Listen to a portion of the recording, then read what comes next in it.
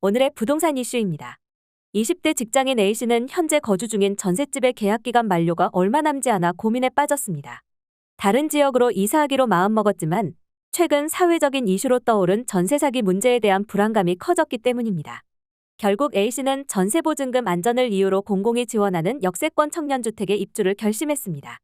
고금리로 전세 버블이 붕괴되자 2월 전국 아파트 평균 전세 가격이 3억 원대에서 2억 원대로, 서울 아파트 평균 전세 가격이 6억 원대에서 5억 원대로 무너졌습니다.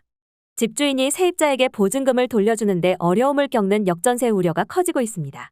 어떻게 된 일인지 바로 보러 가시겠습니다. A씨처럼 수도권 일대 전세 사기 우려가 커지면서 공공이 관여하는 청년 임대주택으로 눈을 돌리는 청년층이 늘어나고 있습니다. 임대료도 시세보다 저렴한 데다 정부가 관련된 만큼 당연히 전세보증금을 돌려받을 수 있을 것으로 여기기 때문입니다. 하지만 청년 임대주택 중 역세권 청년주택의 경우 공급 유형에 따라 임대료와 보증금 문제가 달라질 수 있다는 점을 유의해야 합니다. 역세권 청년주택은 서울주택도시공사와 민간사업자가 주거 지원이 필요한 청년 세대에게 비교적 저렴한 가격에 공급해주는 임대주택입니다. 주택 유형은 오피스텔입니다. 지하철역에 인접해 있어 교통 여건이 좋다는 게 특징입니다. 역세권 청년주택은 공급주체에 따라 거주기간, 관리주체, 임대료가 다릅니다. 역세권 청년주택은 한 단지 안에 공공임대 세대와 공공지원 민간임대 세대가 혼합돼 있습니다. 전체 공급 물량 중 공공임대 물량이 20%, 민간임대가 80%를 차지합니다. 공공임대 세대는 최대 6년까지 거주가 가능하며 민간사업자가 공급하는 민간임대 세대는 최대 8년까지 거주할 수 있습니다. 관리주체도 다르니 유의해야 합니다. 공공임대 세대는 SH공사에서 일부 물량을 매입해 공급한 것으로 입주자 모집부터 전세보증금 등의 관리는 SH공사가 담당합니다. 임대인이 정부기관인 셈입니다. 반면 민간임대 세대는 민간사업자가 공급과 관리를 담당하는 구조입니다. 따라서 전세보증금 미반환 등의 문제가 생기면 책임은 민간사업자에게 있는 것입니다. 개인이 아닌 사업체가 임대인이긴 하지만 시행사의 상황에 따라 전세보증금을 돌려받지 못할 가능성도 존재하는 셈입니다. 공급주체에 따라 임대료도 크게 차이납니다. 먼저 공공임대 세대는 주변 시세 대비 30% 수준의 저렴한 임대료로 공급되고 있습니다. 시세보다 임대료가 크게 줄어든 반면 공급 세대수는 적은 탓에 청년 수요층이 몰려 경쟁률이 높게 나타나는 게 일반적입니다. 실제로 지난해 12월 역세권 청년주택 공공임대 세대 청약 접수 결과 529가구 공급에 4496명이 몰려 76.6대 1의 경쟁률을 기록했습니다. 반면 민간임대 세대의 경우 공공임대 세대보다 임대료가 월등히 높습니다. 민간임대 내의 특별 공급 물량은 주변 시세 대비 85% 수준으로 책정되며 일반 공급부는 주변 시세 대비 95% 수준으로 공급됩니다. 민간 사업자가 모집하고 공고하는 만큼 SH공사가 공급하는 세대보다 공급 세대수는 많고 임대료도 높은 것입니다. 다만 SH공사가 제공하는 임차보증금 무이자 지원제도는 민간임대 세대주택 입주 예정자도 신청할 수 있습니다. SH공사는 역세권 청년주택 입주자에게 무이자로 임차보증금의 일부를 빌려주고 있습니다.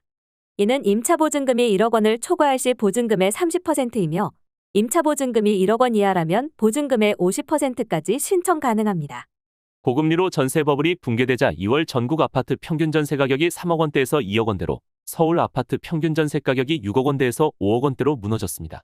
집주인이 세입자에게 보증금을 돌려주는데 어려움을 겪는 역전세 우려가 커지고 있습니다. 이를 KB부동산에 따르면 2월 전국 아파트 평균 전세 가격은 2억 9,782만 원으로 나타났습니다. 1월 3억 595만 원 대비 813만 원 감소했습니다. 전국 아파트 평균 전세 가격이 2억 원대를 기록한 것은 2021년 1월 이후 25개월 만입니다. 2020년 7월 새 임대차법 도입 여파로 2022년 6월 3억 4,188만 원 최고점을 찍은 뒤 계속 하락해왔습니다. 2월 서울 아파트 평균 전세 가격도 6억 원 선을 무너뜨리고 5억 9,297만 원을 기록했습니다. 1월 6억 1,031만 원에서 1,734만 원 깎인 값입니다. 서울 아파트 평균 전세 가격이 5억 원대로 나타난 것은 2021년 2월 이후 24개월 만입니다. 이 역시 2022년 6월 6억 7,788만 원 고점을 경신한 뒤 계속 하락했습니다.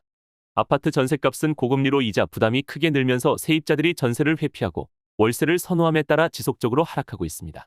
최근 사회적 문제가 된 대규모 전세 사기 역시 전세 회피의 원인 중 하나로 꼽힙니다. 앞으로 새로 입주하는 아파트 물량이 상당한 만큼 전셋값 하락 추세는 쉬이 꺾이지 않을 것으로 보입니다. 한국부동산원 공동주택 입주 예정 물량 정보에 따르면 2023년과 2024년 2년간 입주 물량은 79만 6천 가구로 직전 2년 입주 물량 63만 3천 가구 대비 26% 늘어납니다. 특히 올해 입주 물량은 44만 3천 가구로 지난해 33만 7,044 가구보다 31.4% 증가할 것으로 보입니다. 특히 서울은 새 임대차법 영향으로 전셋값이 큰 폭으로 오른 강남, 서초, 송파 등 강남권의 입주 물량이 몰려있어 이 지역 역전세 우려가 큽니다. 실제로 서울 강남구 개포동 개포자이 프레지던스의 경우 지난달 28일 입주를 시작했음에도 전세 물량이 1,300건에 이릅니다. 이에 전셋값이 84제곱미터 기준 8억 5천만 원까지 떨어진 상황입니다. 신축 입주 여파로 구축 전셋값도 크게 빠지면서 집주인들이 보증금을 되돌려주는데 어려움을 겪고 있습니다. 다만 최근 월세 선호에 따라 월세 가격이 오르고 전세 가격이 크게 하락하면서 다시 세입자들이 전세로 유턴하려는 움직임도 포착됩니다. 부동산 R114가 국토교통부 아파트 전 월세 실거래 자료를 분석한 결과 올해 1월 체결된 전 월세 신규 계약에서 전세 비중은 58.4%, 22,033건로 전월 대비 5%포인트 넘게 올랐습니다. 오늘의 부동산 이슈 네티즌들의 반응을 살펴보며 마치겠습니다. 여러분들의 의견도 댓글로 남겨주세요. 물량이 너무 적다는 게 함정. 임대료 적은 것처럼 눈속임 해놓고 관리비 폭탄 때리더라. 본격적인 하락은 역전세 터지는 순간부터다. 급락하는 매매가 전세가 현상은 전혀 이상할 것이 없음. 금리 인상으로 비정상적인 과도한 거품이 빠지면서 정상화되어가는 자연스러운 과정.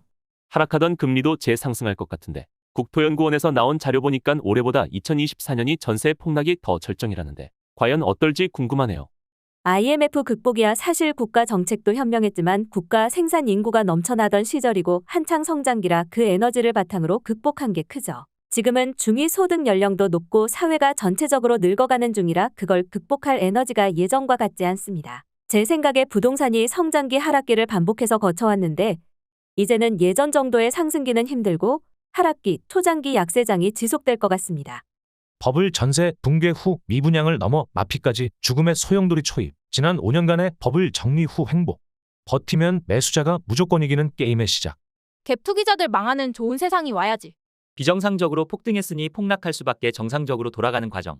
전세 제도가 우리나라뿐이 없는 데다 전세로 인하여 더 미친 게보다도 더 미쳐버린 부동산이 되어버리고 말았기에 더욱 그럴 수밖에 없습니다. 전세 사기 및 세입자 보증금 못 돌려주는 사람은 죽을 때까지 부채에서 벗어나지 못하게 해야 한다. 남의 돈으로 한 못 잡아보겠다는 잘못된 상황은 없어져야 합니다. 남을 때는 오롯이 자기 수익이었으니 전세자금 부족한 분은 다른 재산으로라도 갚아야 하고 그게 안 되면 부채로 안고 끝까지 갚아 나가도록 해야 합니다. 그동안 관리 안 하고 무조건 전세 대출해준 정부도 문제임. 지금은 희망회로 굴릴 때가 아니라 최악의 시나리오를 염두에 두고 부동산에 접근할 때이다. 전세 세입자들 고심이 상당하겠군. 경매로 넘겨도 자기 돈을 돌려받지 못하는 집이 많을 테니. 여기까지 네티즌들의 반응이었습니다. 시청해주셔서 감사합니다. 여러분들의 의견도 댓글로 남겨주세요. 구독과 좋아요는 영상 제작에 큰 힘이 됩니다.